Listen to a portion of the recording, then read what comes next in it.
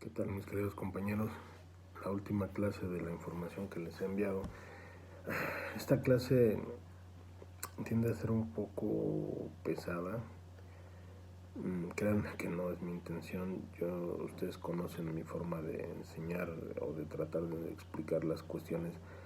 A mí no me gusta mucho, pero en la clase de hoy no se presta para otra forma de abordarla. Pero bueno, voy a tratar de hacerlo lo más breve y ligero posible.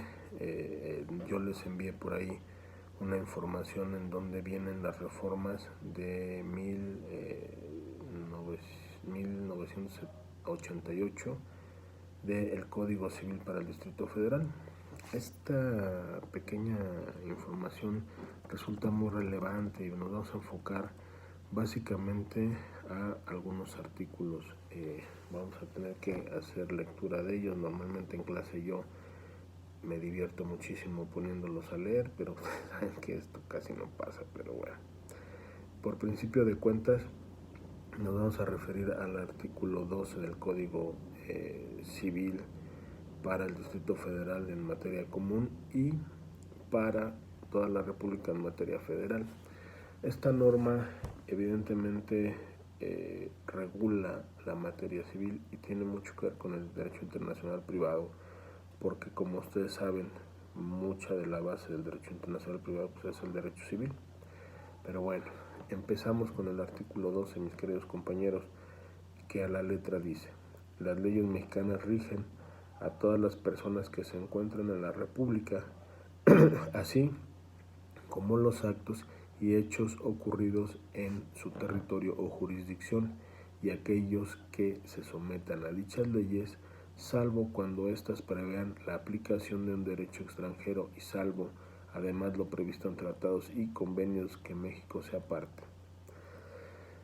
Compañeros, este artículo tiene una relevancia superior porque lo que está diciendo básicamente es lo que ya hemos venido comentando, pero ya está normado y ya está de un modo formalizado.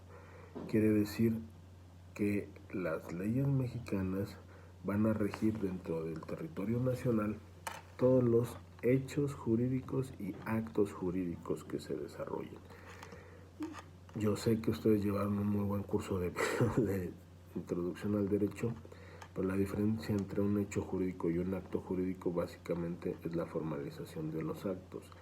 Un hecho jurídico es un hecho de la naturaleza en donde se actualiza y genera una consecuencia jurídica. Vamos a suponer el hecho jurídico de que alguien sufra un infarto y se muere. Eso tiene un efecto legal, pero es un hecho de la naturaleza. Un acto jurídico es la celebración de un convenio, por ejemplo, o es un acto voluntario y que da una formalidad a determinada condición. Pero bueno, todos los hechos o actos jurídicos que están dentro de la jurisdicción del territorio mexicano se arreglarán a las leyes de México.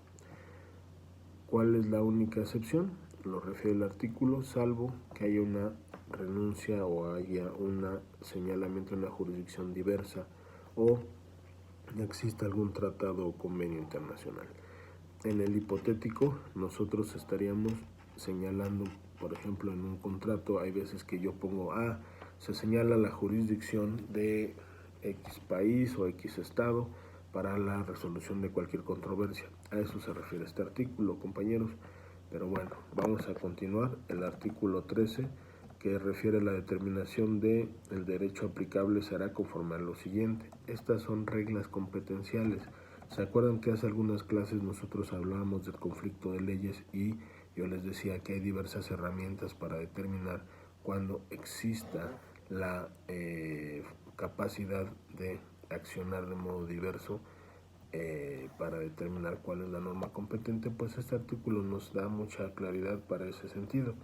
A ver, fracción primera: las situaciones jurídicas válidamente creadas en las entidades de la República o en estado extranjero conforme a su derecho deberán ser reconocidas. Esto quiere decir que nosotros vamos a tener que analizar cuál es el acto y su validez.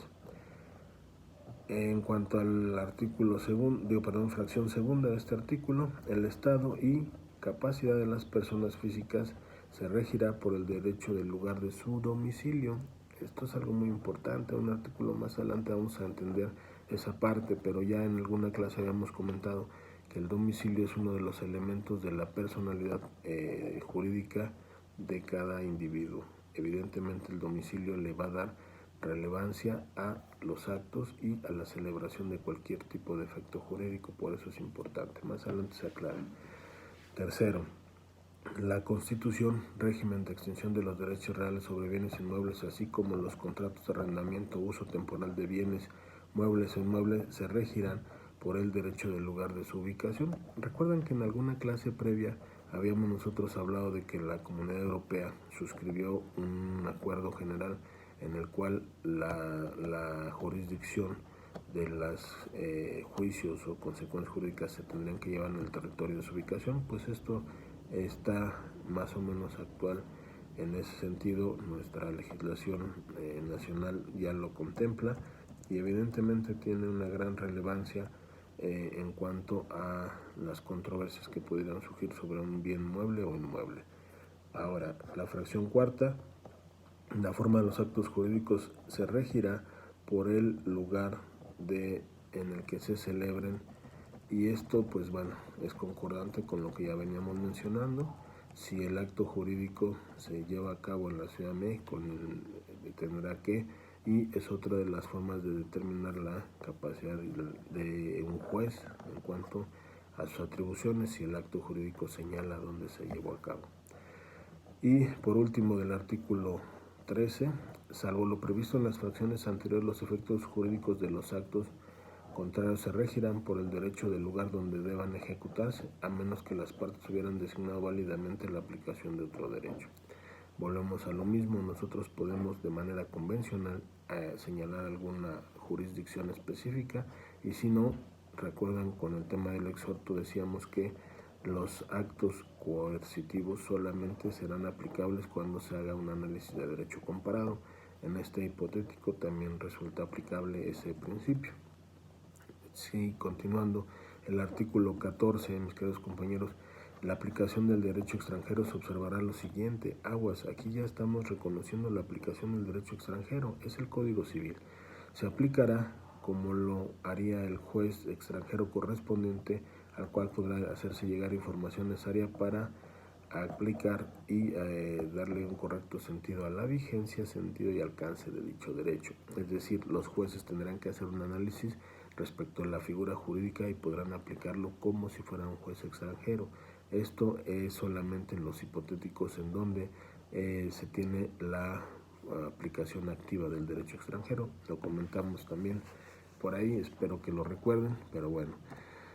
Segundo, se aplicará el derecho sustantivo extranjero, salvo cuando, dadas las especificaciones o especificidades cuantitativas del caso, deban tomarse en cuenta con carácter excepcional las normas conflictuales de ese derecho que se hagan aplicables a normas sustantivas mexicanas. Es decir, cuando el derecho extranjero refiere a una norma nacional, de manera excepcional se puede aplicar cuando estemos aplicando una norma extranjera. Tercero, no será impedimento para la aplicación del derecho extranjero que el derecho mexicano no prevea instituciones o procedimientos esenciales a la institución extranjera aplicable si existen instituciones o procedimientos análogos. Esto es, el derecho extranjero podrá aplicarse o apegarse a instituciones nacionales cuando no exista adecuado o hay alguna especie de laguna.